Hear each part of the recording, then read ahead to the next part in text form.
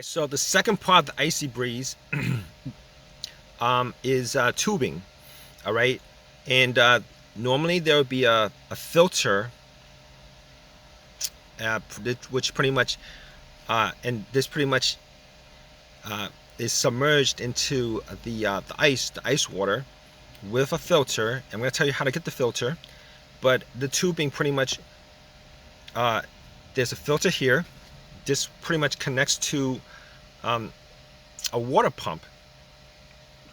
All right, pretty much connects to the water pump, and the water pump essentially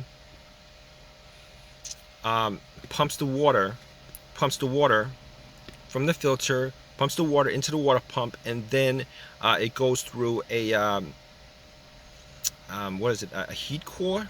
I'm gonna put a video on that. The heater core.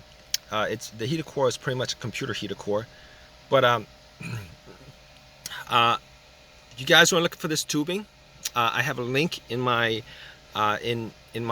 comment section that I'm going to update, and you guys could pretty much buy this and make it, try to make your own IcyBreeze.